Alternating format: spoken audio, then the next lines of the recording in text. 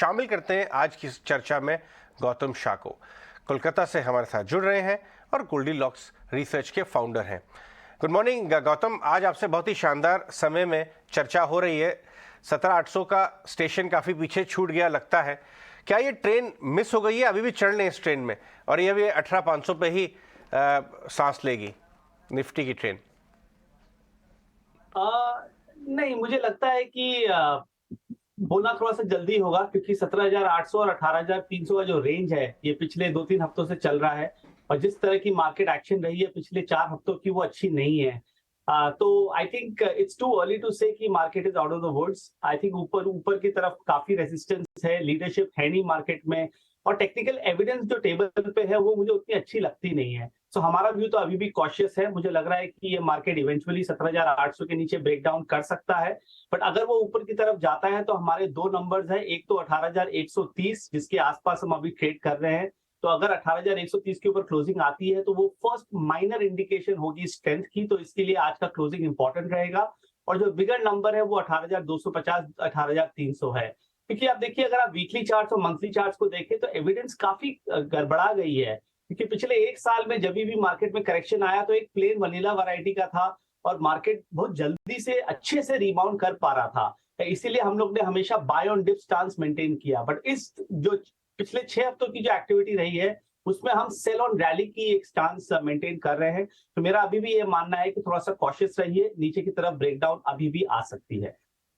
आपने बहुत ही शानदार बात कही कि ये आपने क्लैरिफाई किया कि इस रिबाउंड को फाइनल रिबाउंड ना समझें, अभी भी 17,800 के नीचे जाने की विंडो ओपन है, अभी भी पॉसिबिलिटी टेबल से गई नहीं है। ये बहुत अच्छी बात बोली, क्योंकि लोग पलटते हुए मार्केट में चढ़ जाने की कोशिश करते हैं। ये आपने क्लैरिफाई अच्छा किया। बैंक निफ्टी का रोल क्या होगा इसमें? बैंक निफ्टी लास्ट 3-4 दिन से अंडर परफॉर्म कर रहा है निफ्टी को ऑलरेडी, लेकिन वहीं सोता हुआ जायंट एचडीएफसी वापस आता हुआ रह गया, सिर्फ 30 रुपये रह गया 52 वीक हाई से दूर। ये जो आप बता रहे हैं पॉसिबिलिटी नीचे की खुली हुई है, इससे बैंक निफ्टी का क्या रोल होगा? वहां पे किस लेवल्स के नीचे आपको क्रैक पॉसिबल लगता है?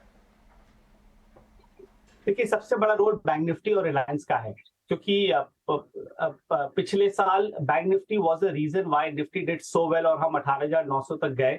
और पिछले 4-6 हफ्तों में हमने देखा जिस तरह से बैंक निफ्टी ऊपर के लेवल से गिरा 44,000 to 41,500, it was the reason कि निफ्टी 1000 पॉइंट ऊपर से गया 18,900 से 17,800। और अब जिस तरह की चार्ट्स है, मुझे लग रहा है कि इवेंचुअली 41,700 का जो इतना बड़ा सपोर्ट है बैंक निफ्टी का वो भी टूट सकता है। 41,700 एक ऐसा लेवल है जहां से बैंक निफ्टी ने पिछले 6-7 बार रिबाउंड किया, तो मार्केट उसको रिस्पेक्ट कर रही है। और जैसे 17,800 निफ्टी के लिए इंपॉर्टेंट है, वैसे ही 41,700 बैंक निफ्टी के लिए इंपॉर्टेंट है। और अगर वो टूटता है तो मुझे लगता है कि 2 से 2,500 पॉइंट का फॉल आ सकता है।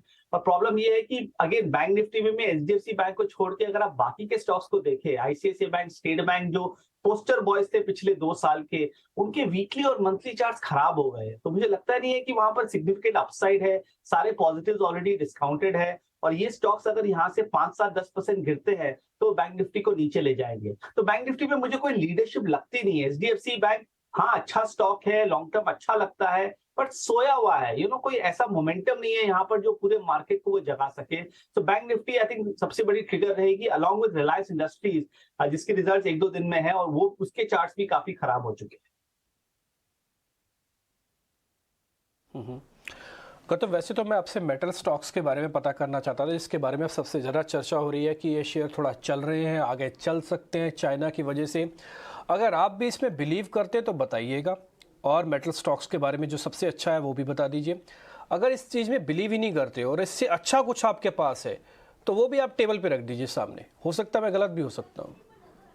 देखिए, मेटल्स की प्राइस एक्शन तो अच्छी है, जो है वो है, क्योंकि it is one of the few sectors in the market जो मूविंग एवरेजेस के ऊपर कंसिस्टेंटली चली है। मार्केट में करेक्शन आया उसके बावजूद अगर आप मेटल स्टॉक्स को देखें, पर्टिकुलरली जेएसडब्ल्यू स्टील को देखें, आई थिंक वो 52 वीक हाइज या लाइफ टाइम हाइज पे चल रहा है।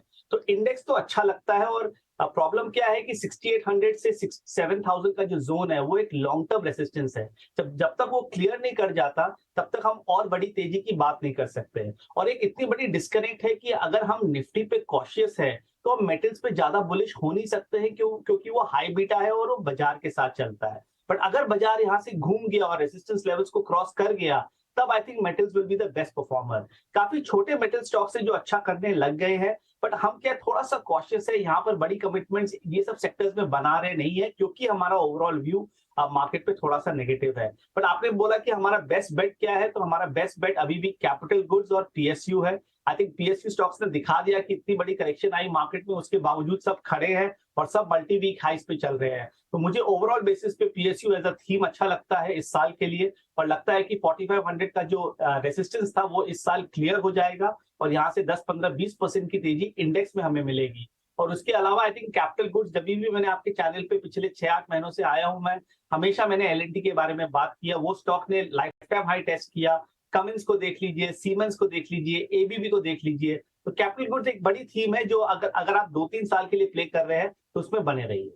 और इसके साथ साथ मैं आईटी के बारे में भी बोलना चाहूंगा कि अगर मार्केट थोड़ा सा वीकिश रहा तो लग रहा है कि smart money might just move into IT, क्योंकि जिस तरह का ये लास्ट 2-3 हफ्ते का जो मूवमेंट है, ये बता रहा है कि आईटी में डाउनसाइड कम है और अपसाइड ओपन।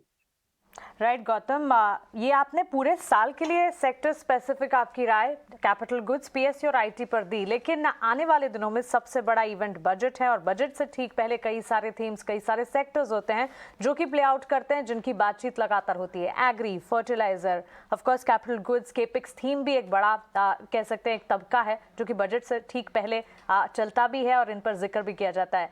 लेकिन बजट से पहले कौन से थीम्स चलेंगे और बजट के बाद तुरंत क्या आपको लगता है कौन से सेक्टर्स पर नजर रखनी चाहिए? देखिए, अगर आप बजट के बारे में बात करें तो पहले ये मार्केट का जो रीसेंट प्राइस एक्शन है समझना जरूरी है, क्योंकि India for the first time in 2.5 years has been the worst performing market in the world. अगर आप यूरोपियन मार्केट्स को देखिए 52 वीक हाइस पे है, यूएस मार्केट को देखिए इतना अच्छा तेजी आया, एशियन मार्केट्स को देखिए हांगकांग मार्केट 40% बढ़ गया 2 महीने में।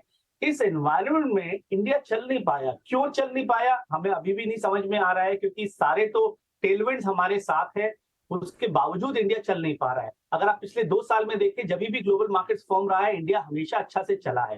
तो मुझे लगता है कि हो सकता है मार्केट कुछ बजट के बारे में डिस्काउंट करना चाह रहा है, उसके कारण ही अंडर परफॉर्मेंस आ रही है। बट अगर आप ओवरऑल बेसिस पे बजट के बारे में बात करें तो आई थिंक इंफ्रास्ट्रक्चर जो थीम है वो मेरे हिसाब से अच्छा रहेगा, क्योंकि चार्ट्स भी अच्छे हैं, बड़े बड़े ब्रेकआउट्स है। रिसेंट करेक्शन में इंफ्रा स्टॉक्स एकदम भी गिरे नहीं। तो infra theme, I think, which also includes cement and auto ancillary and some of the real estate proxy stocks, ये जो सारे स्टॉक्स है ये मेरे हिसाब से अच्छा चलने चाहिए। सो अगर आपको बजट प्ले करना है तो इंफ्रा प्ले बारे में थोड़ा और डिटेल में बात करते हैं। आपको सीमेंट में क्या पसंद आता है? अल्ट्राटेक जो 7000 के आसपास घूम रहा है, या छोटे अभी जैसे केशोराम का रिजल्ट बहुत ही शानदार आया था, इंडिया सीमेंट वगैरह वगैरह, हेडलबर्ग्स ऑफ द वर्ल्ड जो एक M&A कैंडिडेट भी बनते जा रहे हैं, लेकिन सीमेंट के नंबर्स के डायरेक्शन में अगर आप देख रहे हैं तो चार्ट्स क्या बता रहे हैं? कहां पे आपको कंफर्ट है, कौन से नामों में? Ajay ji, firstly I think we have moved totally in the large caps. अब हम सिर्फ इंडस्ट्री लीडर या इंडस्ट्री चैलेंजर में रहना चाहते हैं, क्योंकि हमने दिसंबर में देखा मार्केट को 7 दिन लगा मिड कैप इंडेक्स को 10% गिरने में, 7 दिन। तो अब ऐसे इन्वायरमेंट में आपको अगर एंट्री एग्जिट ठीक से नहीं मिले, और हमारा जब व्यू थोड़ा सा कॉशियस है, तो मिड कैप्स और स्मॉल कैप्स में बड़ा कमिटमेंट करके इस एनवायरनमेंट में फायदा नहीं है।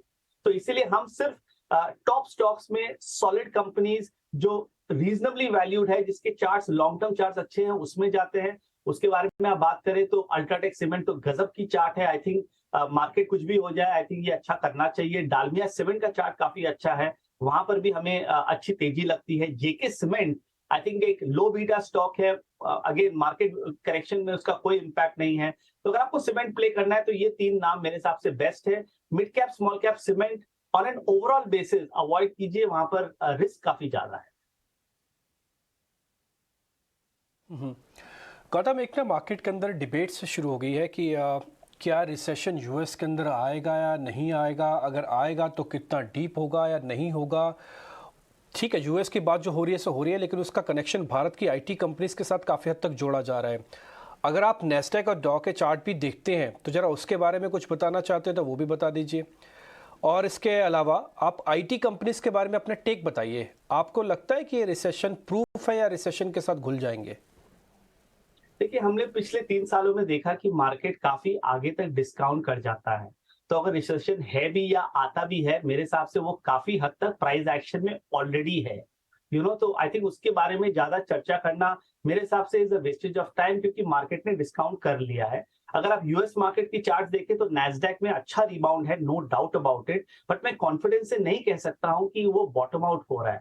अगर आप सारे टॉप स्टॉक्स को देखें नैस्डैक में, उनके चार्ट्स काफी खराब है। आप एप्पल को ही देख लीजिए, जिस तरह की प्राइस एक्शन रही है पिछले 2-3 महीनों में, I think that is quite discouraging. और डाउ को अगर आप देखते हैं तो 32,500 नीचे में, 34,500 ऊपर में, ये डाउ का रेंज रहा है पिछले 2-3 महीने का, और अब डाउ अपर एंड ऑफ द रेंज पे ट्रेड कर रहा है। तो अगले हफ्ते में यूएस मार्केट्स में क्या होता है, आई थिंक वो डिसाइड करेगा इंडियन मार्केट ट्रेंड। अगर यूएस मार्केट इस लेवल से गिरता है तो इंडियन मार्केट्स, क्योंकि वैसे भी अंडर परफॉर्म कर रहा है, वो वापस गिर सकता है। और अगर यूएस मार्केट्स में ब्रेकआउट आती है, तब हो सकता है इंडियन मार्केट 18,300 क्रॉस करके हम वापस तेजी के बारे में बात करना चालू कर दें।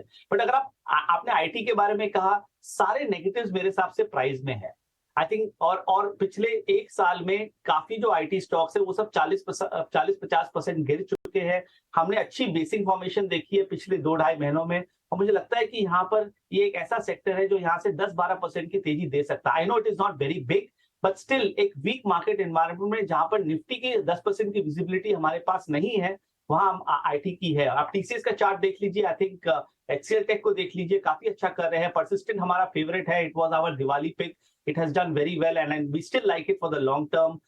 साइंट को देख लीजिए, कोफोर्ट को देख लीजिए। आई थिंक ये सब स्टॉक्स में पोजीशन बनाइए, लॉन्ग टर्म में आपको ये रिटर्न देंगे। साहब, एक महीने का एलएनटी का ग्राफ लेके आइए, क्योंकि मैं पूछना चाहूँगा, गौतम को जाने दे इससे पहले, 2 स्टॉक्स पे, एक बहुत ही आउट परफॉर्मिंग स्टॉक रहा है एलएनटी, एक महीने में लगातार चला है, 30-40 रुपये चल चुका है ये, और आपको कैपिटल्स पसंद भी है। क्या लेवल्स के लिए इसको रख सकते हैं? क्या इसमें 2400-2500 पॉसिबल है, मुमकिन है? और दूसरा जो बिल्कुल नहीं चल रहा है वो है बजाज फाइनेंस, एकदम काउंटर बहुत लैकलस्टर है, नीचे में कहाँ जा सकता है? इन दोनों के बारे में बता के जाए। देखिए, पहले मैं बजाज फाइनेंस के बारे में बात करूंगा, क्योंकि क्या हो रहा है कि अब एक थीम थी पिछले 2 साल में, आप अच्छे स्टॉक्स को कोई भी भाव पे खरीदिए। मेरे हिसाब से वो थीम चली गई, अब मार्केट वैल्यू में जा रहा है और ग्रोथ में नहीं जा रहा है। और इसीलिए जो सारे जो ग्रोथ स्टॉक्स थे जिसके 40, 50, 60, 80 पीस थे, वो सब ज्यादा करेक्ट कर रहे हैं, और वहां पर एक्चुअली करेक्शन की ज्यादा गुंजाइश है इस लेवल से। तो ये सब स्टॉक से तो अभी दूर रहिए, क्योंकि अगर बाजार और वीक होता है तो इसमें और वीकनेस आ सकती है। सब ओवर ओन्ड है, लोग वेट करें कि अरे पुल बैक मिले तो इसको मैं बेचूं, क्योंकि लोग लॉन्ग टर्म थीसिस पकड़ के चल रहे थे और वो गिरता ही चला गया। तो ये प्रॉब्लम है। एशियन पेंट्स को देख लीजिए, बजाज फाइनेंस, बजाज फिनसर्व को देख लीजिए, लॉरस लैब्स, जुबिलेंट फूड्स, मैं कितने नाम आपको दे सकता हूं जो ऐसे गिरे हैं। तो ये सब पूरे पैक से दूर रहना चाहिए। बट एलएनटी का अगर आप चार्ट देखें तो टोटल इनवर्स रिलेशनशिप है। जब हमने इसको सबसे पहले कवर किया था 1-1.5 साल पहले, तो हमारा वर्किंग टारगेट था 2400, तो वो एक इन्फ्लेक्शन पॉइंट है। हो सकता है वो वहां तक जाके थोड़ा बहुत पुल बैक आए, बट अगर आप लॉन्ग टर्म इन्वेस्टर है, अगर आप इंडिया स्टोरी को प्ले करना चाहते हैं, लोग बोलते हैं कि इंडिया स्टोरी के लिए आप बैंक्स को प्ले कीजिए, रिलायंस को प्ले कीजिए, मैं कहूंगा कि इंडिया स्टोरी को प्ले करने के लिए सबसे बेस्ट थीम है इंफ्रा और कैपिटल गुड्स, और उसमें आता है एलएनटी। सो लॉन्ग टर्म में तो यहाँ से मेरे हिसाब से 30 से 40% की तेजी मिलती है। हर स्मॉल डिप पे बाय कीजिए, एसआईपी कीजिए, ऐसे स्टॉक्स में आई थिंक रिटर्न अच्छे बनेंगे। बहुत बहुत शुक्रिया गौतम, आज हमसे बात करने के लिए। बहुत ही अच्छा लगता है, आप एक छोटे से समय में इतना मटेरियल दे जाते हैं ना, उसको धीरे धीरे एनालाइज करके एक्ट अपॉन करें हमारे व्यूअर्स, तो उनका काम हो जाए। आपसे नेक्स्ट मुलाकात तक का बहुत बहुत शुक्रिया। Thank you.